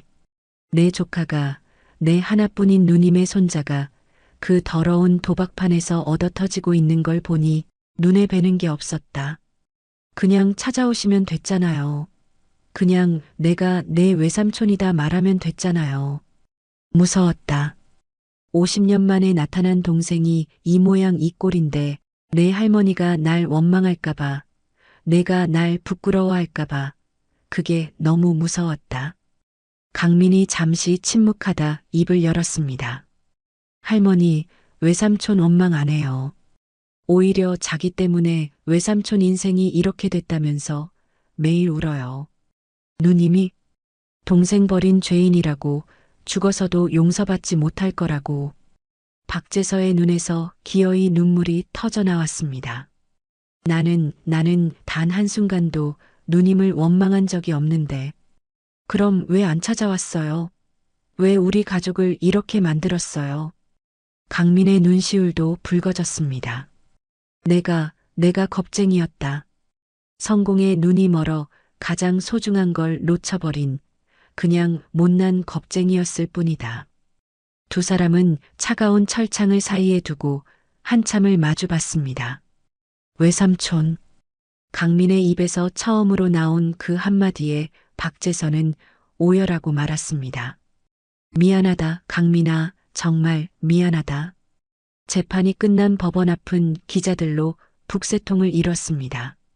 백송재단의 부이사장 정우성이 승리감에 도취된 얼굴로 카메라 앞에 섰습니다. 박재서의 모든 불법 재산에 대한 압류 신청을 완료했습니다.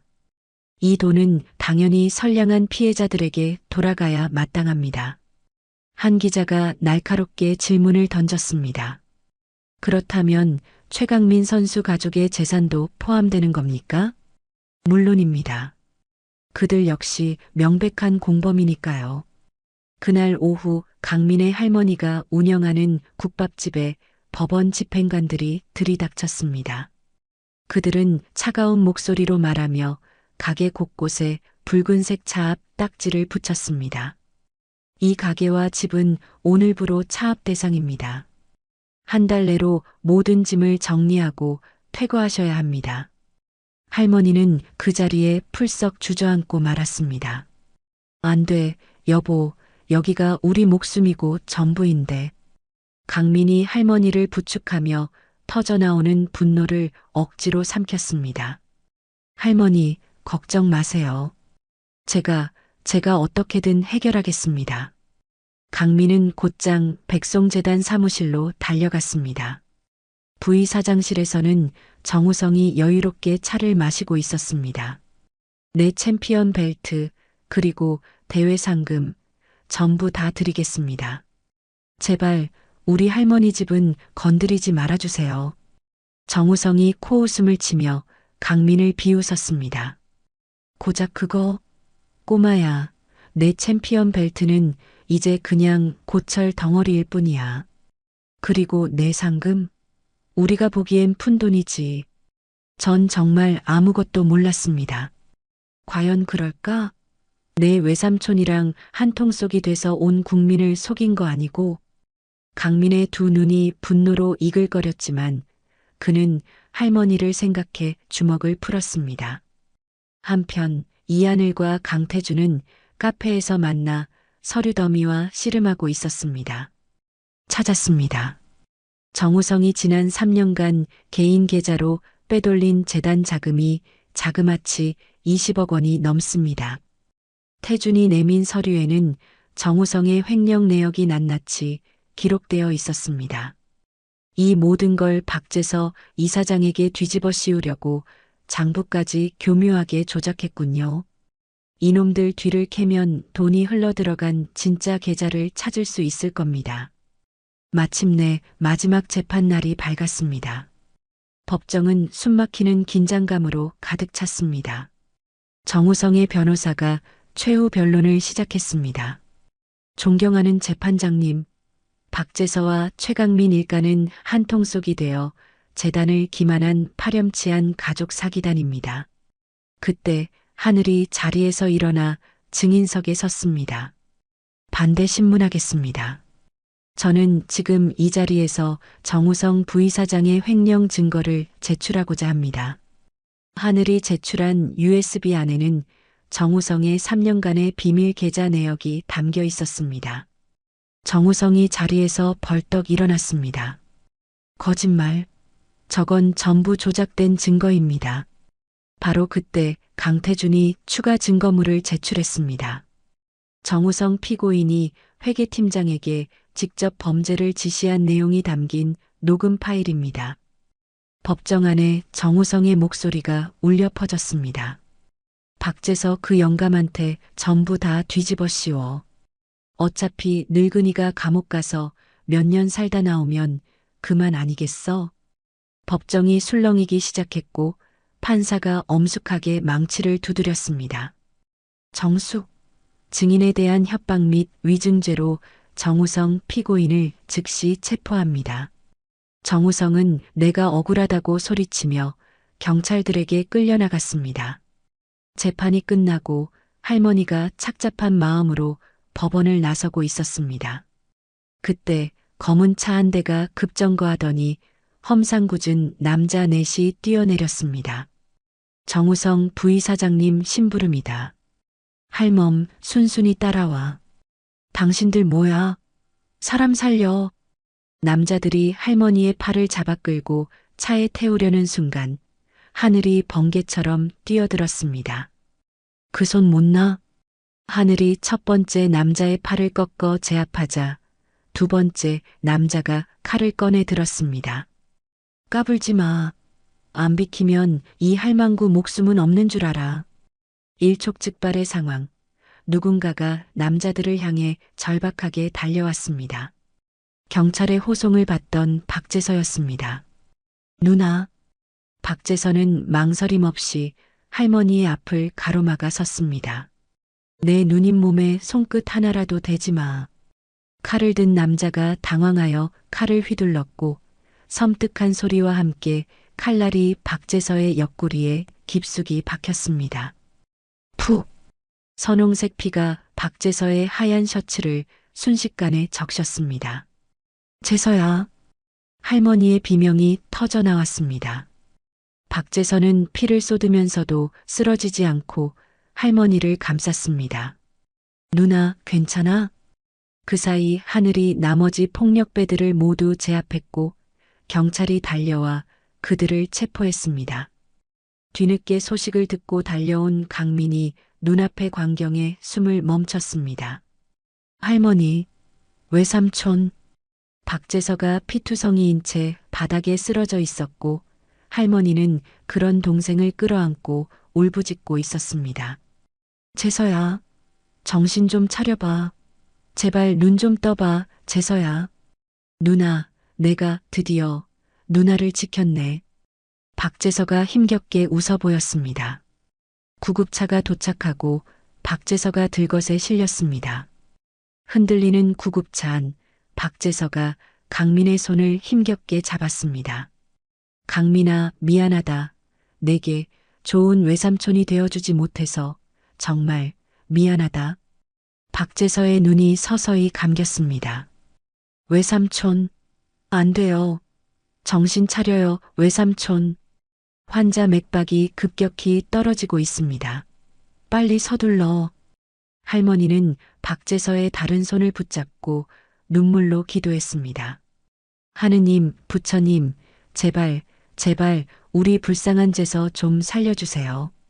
구급차 밖에서 하늘은 그 모습을 착잡하게 바라봤습니다. 옆에 선 강태준이 나직이 물었습니다.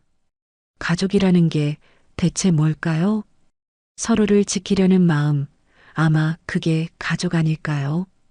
병원 응급실 앞 수술 중이라는 붉은 등이 꺼질 줄을 몰랐습니다. 복도 의자에 앉아있던 강민이 할머니에게 고백했습니다. 할머니, 저 외삼촌을 미워했어요. 내 인생을 망쳤다고 원망했어요. 알아, 그래도 그 사람은 널 진심으로 사랑했단다. 할머니가 강민의 머리를 부드럽게 쓰다듬었습니다. 방법은 서툴고 어리석었지만 널 지키고 싶었던 그 마음 하나는 진짜였어. 이제야 조금 알 것 같아요. 외삼촌의 마음을. 3시간이 흐른 뒤 수술실 문이 열리고 의사가 나왔습니다. 수술은 무사히 끝났습니다. 하지만 출혈이 너무 심해 아직 안심할 단계는 아닙니다. 중환자실, 박재선은 수많은 기계에 둘러싸인 채 잠들어 있었습니다. 할머니가 차가운 유리창에 손을 대고 속삭였습니다. 재서야, 이제 아무 걱정 마라. 이 누나가 무슨 일이 있어도 너를 지켜줄게. 강민이 그런 할머니의 어깨를 조용히 감싸 안았습니다. 할머니, 외삼촌은 꼭 깨어나실 거예요. 외삼촌은 강한 분이시니까요. 하늘은 멀리서 그 모습을 조용히 지켜봤습니다. 잘못된 방법으로 시작된 인연이었지만 결국 서로를 지키기 위해 모든 것을 내던진 그들의 모습 속에서 하늘은 진짜 소중한 것이 무엇인지를 어렴풋이 깨닫고 있었습니다. 한 달 후 법정 안은 무거운 침묵에 잠겨 있었습니다. 휠체어를 탄 박재서가 담담한 얼굴로 피고인석에 앉아 있었습니다. 판사가 판결문을 읽어 내려갔습니다. 피고인 박재서, 특정경제범죄 가중처벌 등에 관한 법률 위반, 폭력행위 등 처벌에 관한 법률 위반 등의 혐의가 모두 인정되므로 피고인에게 징역 7년을 선고한다. 박재선은 모든 것을 받아들인다는 듯 조용히 고개를 숙였습니다. 법정 밖 복도에서 강민과 할머니가 그를 기다리고 있었습니다.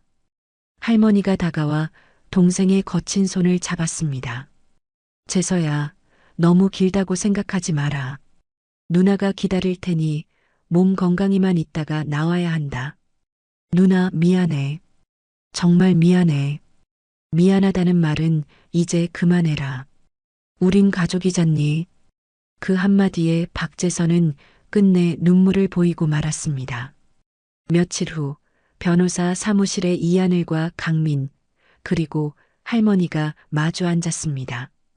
박재서 씨가 본인 명의의 모든 재산을 두 분께 양도하셨습니다. 부동산과 예금을 합쳐 총 100억 원이 넘는 금액입니다. 변호사의 말에 강민과 할머니는 서로를 바라봤습니다. 강민아, 내 생각은 어떠니? 할머니, 이 돈 외삼촌이 평생 죄 지으면서 모은 돈이잖아요.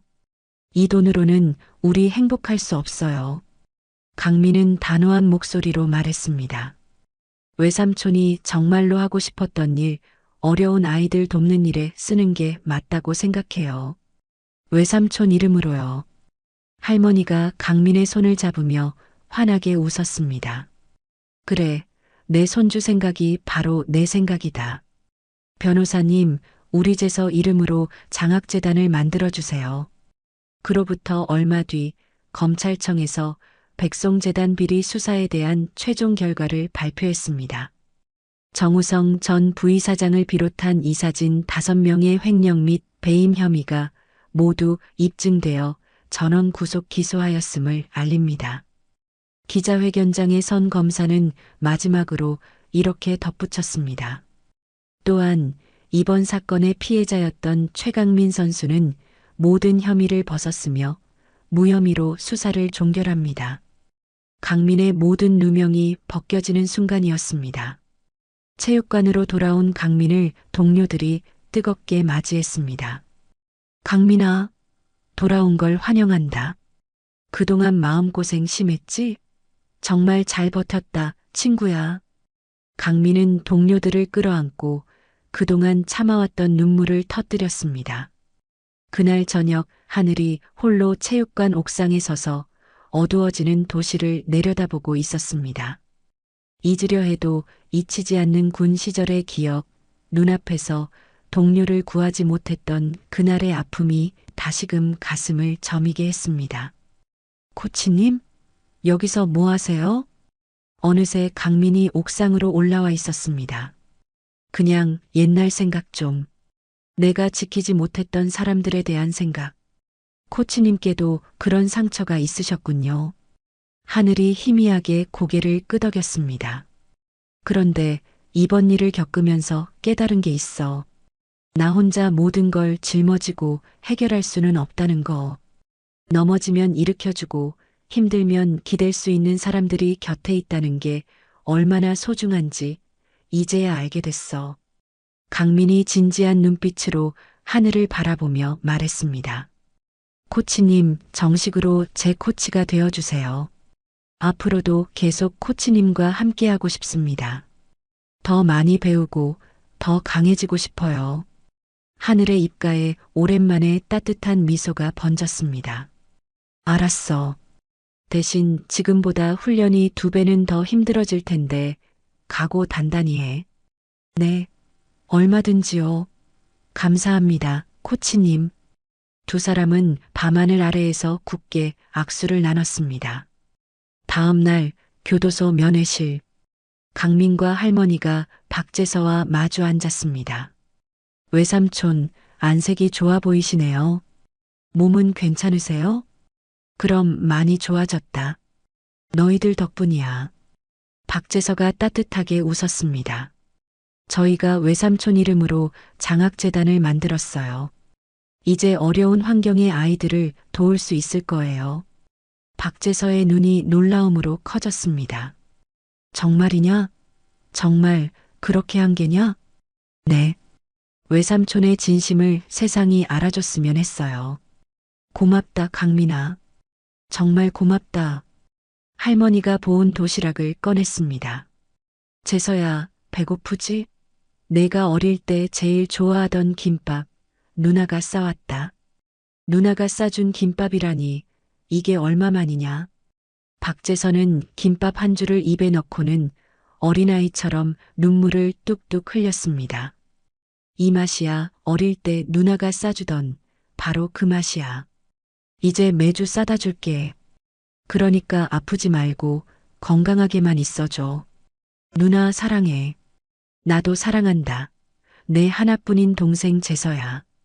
그날 저녁 강태준이 하늘에게 전화를 걸었습니다. 이하늘 씨, 모든 일이 잘 마무리된 거 축하드립니다. 다 이하늘 씨 덕분입니다. 아니에요. 강 형사님이 도와주지 않으셨으면 불가능했을 거예요. 감사도 할 겸 축하도 할 겸 괜찮으시면 저녁 식사라도 함께 하시겠습니까? 하늘은 잠시 망설이다가 이내 작게 웃었습니다. 좋아요. 어디서 뵐까요? 두 사람이 만난 식당은 조용하고 분위기 있는 곳이었습니다. 참, 이하늘 씨, 저 이번에 특진했습니다. 와, 정말요? 축하드려요, 강 형사님. 태준이 와인잔을 들었습니다. 모든 것이 제자리를 찾은 것을 기념하며 그리고 우리의 새로운 시작을 위해 건배, 새로운 시작을 위해 맑은 잔 부딪히는 소리가 울렸습니다. 태준이 쑥스러운 듯 머리를 극적이며 말했습니다. 저기 이하늘 씨 처음 지하철 영상에서 봤을 때부터 이하늘 씨가 참 특별한 사람이라고 생각했습니다. 하늘은 대답 대신 부드러운 미소만 지어 보였습니다. 그 미소의 의미를 깨달은 태준도 마주 웃었습니다. 주말 체육관에 모든 사람이 모였습니다.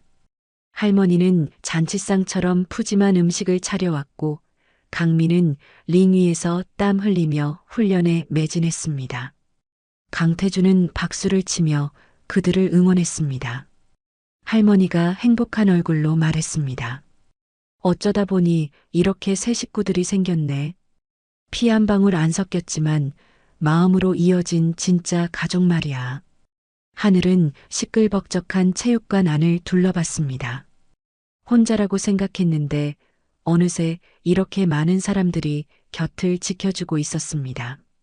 이게 진짜 가족이구나. 하늘의 마음속에 따뜻한 온기가 차올랐습니다. 그날 밤 교도소 독방. 박재서가 창살 사이로 들어오는 달빛을 받으며 조용히 창밖을 바라보고 있었습니다. 책상 위에는 활짝 웃고 있는 할머니와 강민의 사진이 놓여 있었습니다. 박재서가 사진을 부드럽게 쓰다듬었습니다. 누나 그리고 강민아, 이제야 내가 우리 가족을 지킨 것 같네. 박재서의 얼굴에 처음으로 평온한 미소가 떠올랐습니다.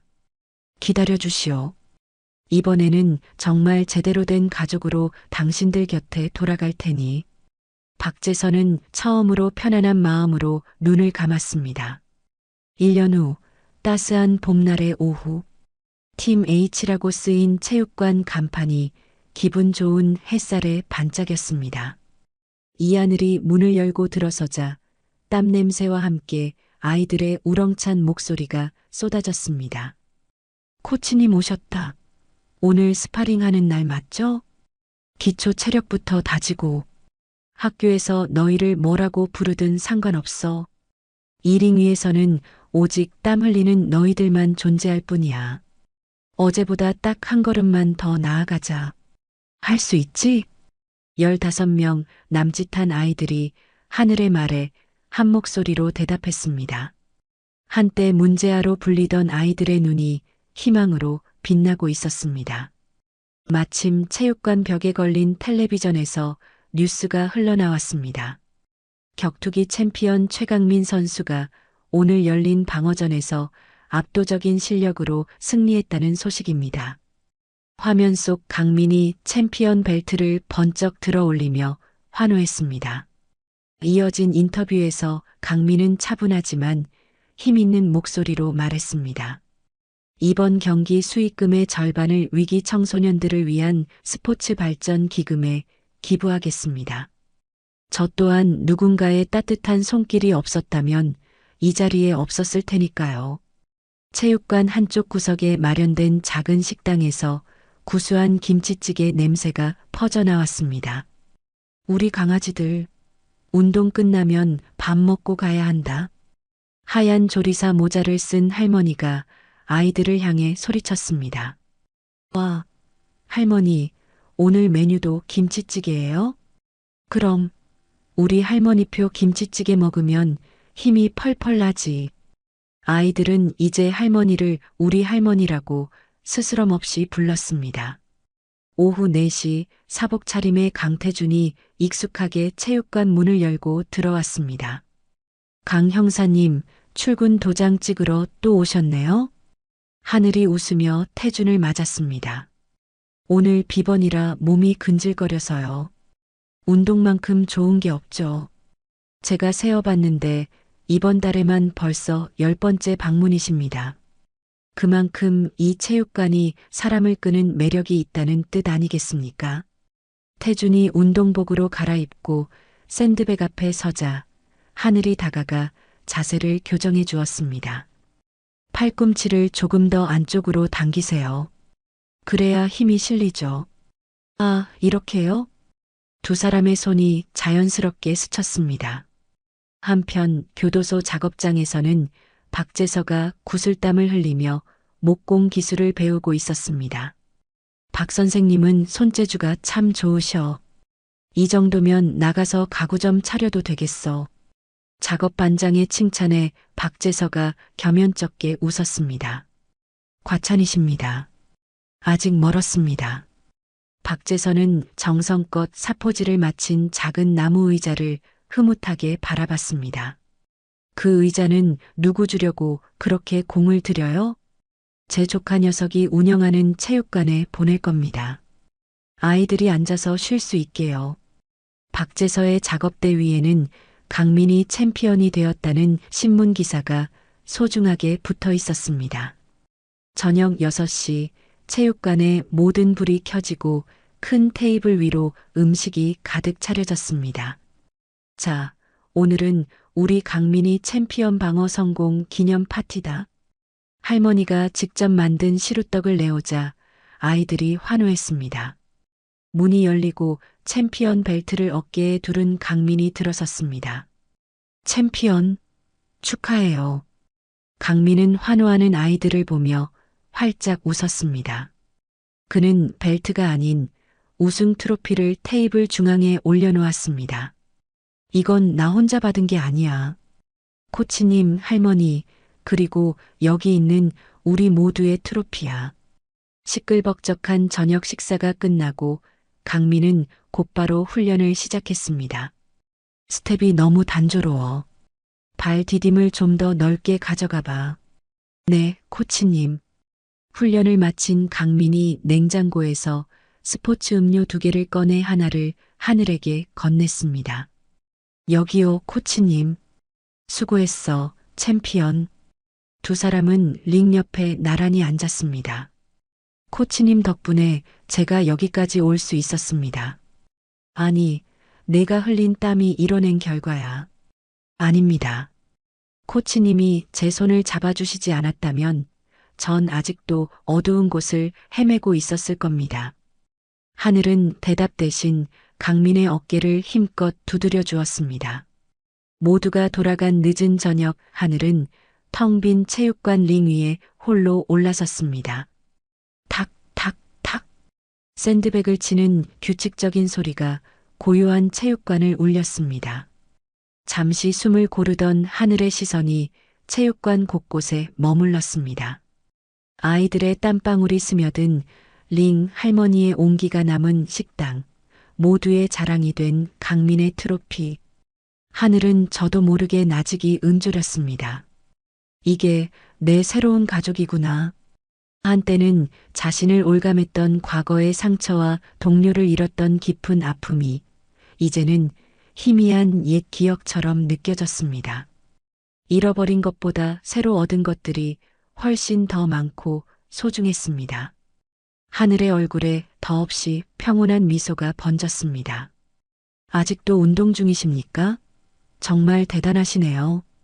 어느새 문을 열고 들어온 태준이 웃으며 말했습니다. 마무리 운동 중이었어요. 내일 또 오시게요?